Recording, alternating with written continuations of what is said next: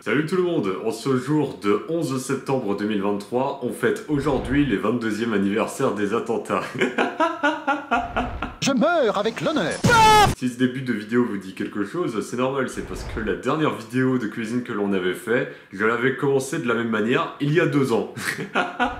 Et si je n'ai pas fait de nouvelles vidéos de cuisine entre temps, c'est normal, c'est parce que je n'avais pas envie, et je n'avais pas l'inspiration non plus. Mais là aujourd'hui, j'ai envie de faire une vidéo de cuisine, tout simplement parce que ma mère, elle compte prochainement déménager, je ne sais pas quand, mais elle a prévu de le faire. Donc ça sera l'occasion de pouvoir faire une vidéo de cuisine pour vous montrer à quoi ressemblait la cuisine avant que je parte, étant donné que ça sera peut-être la dernière fois que vous verrez cette cuisine de votre vie.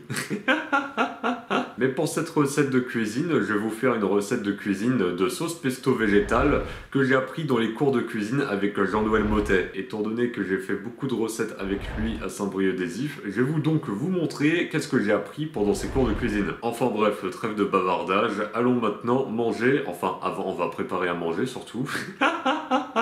Hop là, hop, hop. Et nous avons ici tous les ingrédients dont nous allons avoir besoin pour faire cette sauce pesto végétale. Pour faire l'espèce de pâte humide, pour commencer, nous aurons besoin d'huile d'olive. Après, nous aurons besoin de fans de carottes que j'ai pris soin de nettoyer juste avant. Si vous n'avez pas de fans de carottes, tout va bien. Vous pouvez utiliser à la place du plantain ou du persil. Et enfin, nous aurons besoin d'ail. Ensuite, pour faire le parmesan végétal, nous aurons besoin de 200 g d'amandes que j'ai pris soin de faire tremper pendant une nuit et qu'ensuite j'ai lavé et que j'ai ensuite laissé sécher. Comme pour les fans, si vous n'avez pas d'amandes, vous pouvez remplacer ça par un autre fruit oléagineux tel que des noisettes, des noix de cajou ou autre chose. Après, nous aurons besoin de 20 g de levure alimentaire et enfin 5 g de gros sel que j'ai pris soin de moudre finement. Et nous avons à côté le matériel que nous allons utiliser pour faire la recette. Sachant que les ingrédients et les proportions que je vous ai montrées, c'est pour une recette de 6 à 10 personnes. Donc normalement, ça devrait le faire si vous avez le ventre assez vide. Alors avant de commencer la recette, je vais vous évoquer l'intérêt de pourquoi choisir ces ingrédients-là pour la recette. Déjà, en ce qui concerne l'amande, c'est un fruit oléagineux qui est particulièrement riche en protéines. La levure alimentaire, quant à elle, est particulièrement riche en vitamine B, ce qui est pratique pour avoir des beaux cheveux et des beaux ongles. Et les fans de carottes, c'est surtout pour ajouter de la verdure et des plantes dans nos plats, chose que l'on n'a plus vraiment l'habitude de faire de nos jours. L'huile d'olive est un acide gras qui est riche en oméga 9. Le sel donne du goût à la préparation, chose que fait également l'ail, en plus d'avoir d'autres propriétés que j'ai oublié de mémoriser. C'est super. Nous allons enfin maintenant commencer la recette par faire la pâte humide dont nous avons besoin. Et nous allons donc commencer par nous occuper de l'ail. On va donc en premier l'écraser. En deuxième, nous allons décortiquer la peau. Et en troisième, nous allons le hacher.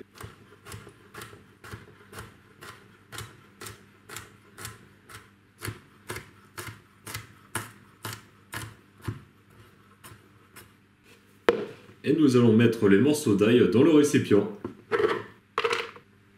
Ensuite, on va s'occuper des fans de carottes que nous allons décortiquer de leurs branches pour ne garder que les feuilles. Bon, déjà, on va les enlever du saladier. Nous allons pouvoir maintenant les décortiquer.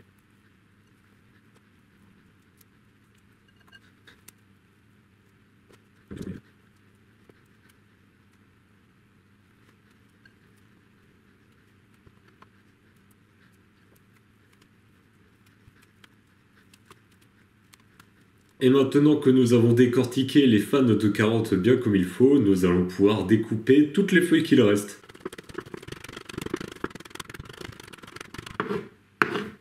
Et nous allons maintenant mettre les fans dans le récipient. Et maintenant, nous allons pouvoir rajouter l'huile d'olive dans le récipient. La quantité d'huile d'olive à mettre ne dépend que de vous, en fonction de la consistance que vous voulez avoir pour la pâte humide. Avec ça, ça doit être bon. Et maintenant, nous allons mixer tout ça avec le mixeur plongeant.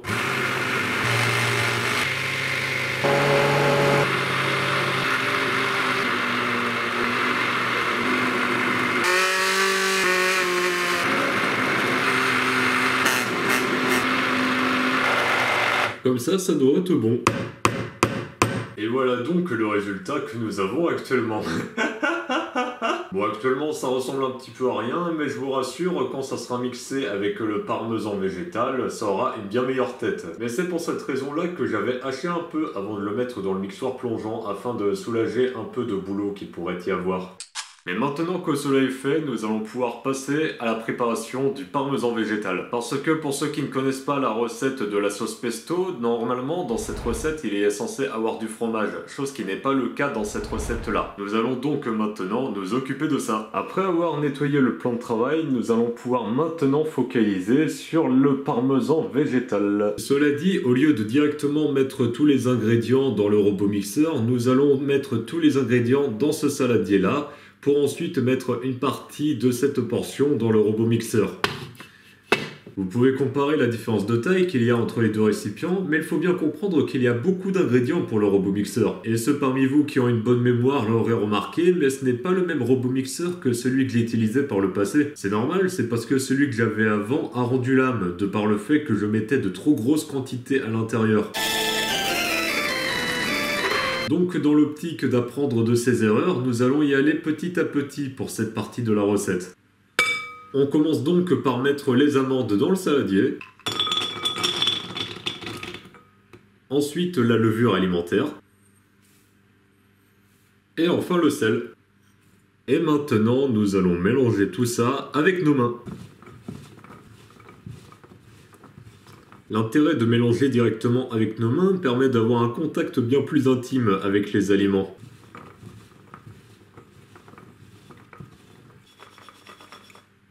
Et ensuite, nous allons pouvoir maintenant mettre une partie seulement de la portion dans le robot mixeur. Allez, c'est parti pour le plongeon.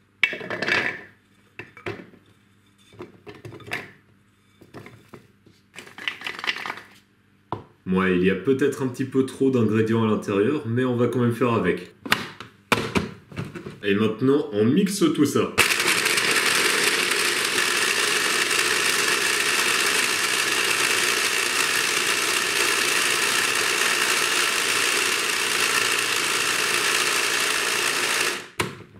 Comme vous l'aurez remarqué avec ce robot mixeur, le résultat que ça donne est particulièrement grossier comparé à la sauce qu'on aimerait avoir. C'est normal, c'est ce robot mixeur qui donne ce résultat-là. Peut-être que le vôtre donnera un résultat bien plus fin comme résultat. Alors maintenant, on va faire un truc que je n'avais jamais l'habitude de faire dans mes vidéos de cuisine, mais que j'ai appris dans les cours de cuisine, qui consiste à goûter ce que l'on a préparé pendant la préparation. Parce que si jamais on se retrouve à manger à la toute fin de la recette, s'il y a des modifications à faire, on ne saura pas exactement qu'est-ce qu'il faudra à rajouter ou améliorer. C'est pourquoi il est préférable de s'occuper de goûter à chaque fin d'étape pour savoir bien plus facilement qu'est-ce qu'il faut rajouter ou pas. Alors je vais vous faire goûter ça, vous me direz ce que vous en pensez. Bonne app. Personnellement, étant donné que je suis un grand féru de levure alimentaire, j'aime bien en mettre une grosse quantité dans tout ce que je prépare. Je vais donc en rajouter encore un peu dans la préparation.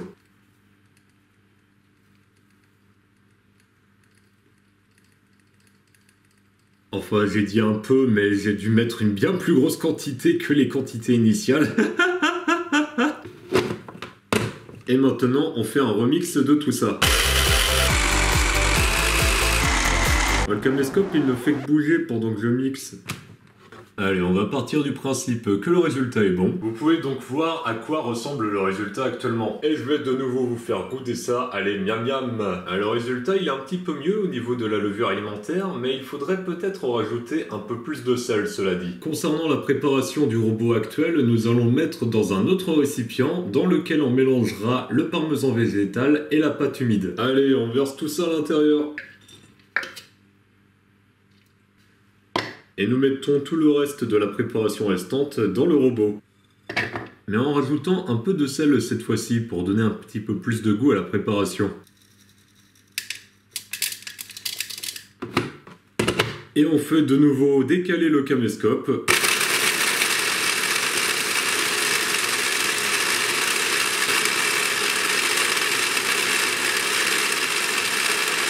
Ah bah cette fois-ci il fait de l'autre côté. Ah bah il varie le caméscope, ça c'est bien.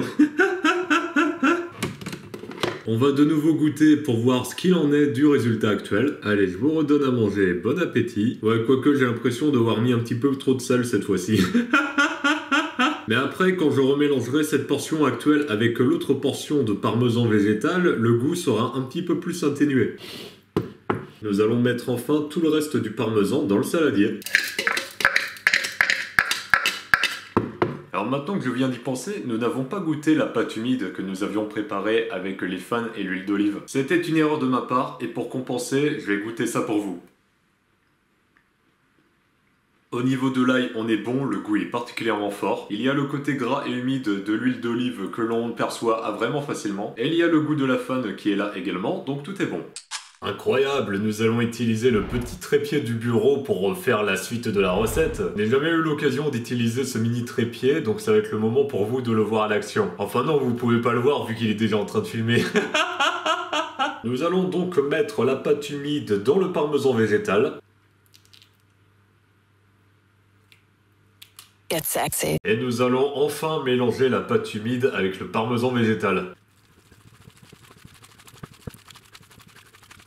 Et voilà, et franchement, je pensais mettre le mélange dans le robot mixeur juste après, mais je remarque qu'il est vraiment très bien mélangé comme ça, il n'y a pas besoin d'en rajouter plus. Et comme je suis un gros crassou, je vais me lécher les doigts pour voir le goût de la mixture.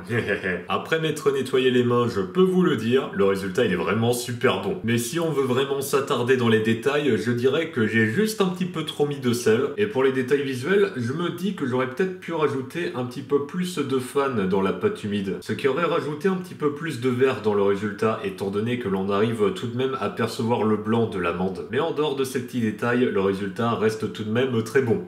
Mais je vous rassure, la recette n'est pas encore finie, étant donné qu'il y a encore quelques trucs à faire, notamment mettre la sauce dans des pots pour que ça donne un côté bien plus joli et bien plus présentable. Et surtout, en termes d'utilisation, qu'est-ce qu'on en fait de la sauce pesto végétale? Eh bien, vous pouvez l'utiliser de différentes façons. Vous pouvez faire comme moi, c'est-à-dire comme un gros bourrin qui met ça dans tous ses plats de manière très mélangée, sans que ça soit vraiment esthétique à regarder. Sinon, vous pouvez également vous en servir comme décoration pour les plats de tomates à la mozzarella, pour ceux qui connaissent la présentation. Ou alors, vous pouvez faire ce que l'on va faire maintenant tout de suite, c'est-à-dire le tartiner sur du pain. Je vous remontre juste de plus près le résultat que nous avons obtenu avec la sauce pesto végétale. Et nous allons donc tartiner la sauce pesto sur ce pain-là. Pour ceux qui seraient intéressés, il s'agit d'un pain du Fournil de Férouane, la boulangerie biologique de Tinténiac. C'est un pain que j'ai acheté samedi matin, mais normalement il devrait être toujours aussi simple à découper. On va en découper quelques fines tranches de pain.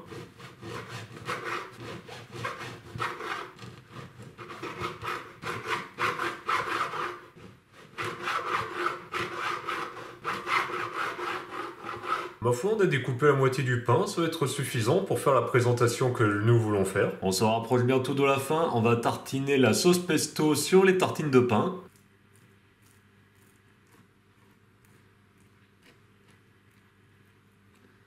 Et nous avons un beau résultat en termes de tartinade. Vous allez le goûter pour voir ce que vous en pensez. Allez, mange-moi ça. Vous êtes conquis du résultat? Ça tombe bien, moi aussi. Pour terminer la décoration, nous allons donc mettre les tartines de pain sur l'assiette. Soyez rassurés, pour cette tartine de pain, il aura son rôle à jouer vers la fin. Et je ne parle pas de mon estomac. Alors vous l'aurez remarqué, mais il y a encore un bon excédent de sauce pesto à utiliser. Nous allons donc utiliser comme récipient pour conserver le reste un pot de confiture. Étant donné que j'aime bien le côté joli et esthétique du pot de confiture, moi j'aime bien ce récipient pour conserver la nourriture. C'est pour ça que nous allons l'utiliser comme décoration pour notre assiette. Et avec l'aide d'une cuillère à soupe, nous allons donc mettre la nourriture qui reste dans le pot de confiture.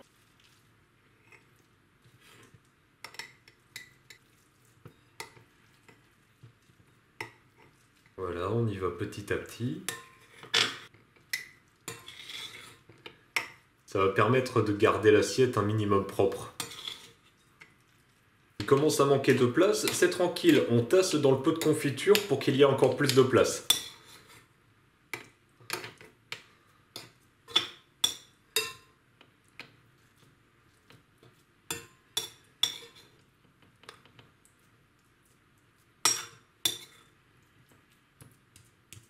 Et voilà, vous avez vu, il y a eu assez de place pour tout mettre dans l'assiette, c'est trop bien.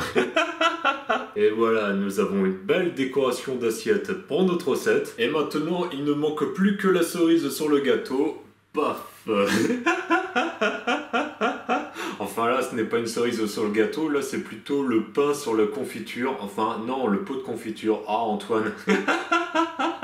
Et maintenant que cette décoration est terminée, vous pouvez manger cette assiette en convivialité avec vos amis, votre famille ou d'autres personnes. Et voilà, c'est tout pour aujourd'hui. La vidéo est maintenant terminée. J'espère qu'elle vous aura plu. En tout cas, ça doit vous faire plaisir pour les personnes qui apprécient mes vidéos de cuisine d'en voir une, étant donné que ça fait depuis 2 ans, jour pour jour, qu'il n'y en avait pas une de sortie. Cela vous aura permis de voir que ce que j'ai appris comme recette de cuisine pendant les cours de cuisine. En tout cas, un grand merci à Jean-Noël Mottet pour avoir organisé des cours de cuisine à Saint-Brieuc-des-Ifs, ce qui m'aura permis d'approfondir mes compétences dans ce domaine. Et comme d'habitude, ça fait longtemps que je ne l'avais pas dit, mais j'espère que cette vidéo vous aura donné envie de faire cette recette également de votre côté. Parce que ça serait un petit peu dommage que vous regardiez juste la recette et que vous ne faites rien de votre côté. Ça serait un petit peu ballot tout de même. Mais j'ai confiance en vous parce que je sais que vous êtes des personnes actives qui avez la volonté d'améliorer votre vie, vous aussi également. Enfin bref, merci d'avoir regardé cette vidéo. Allez, salut tout le monde!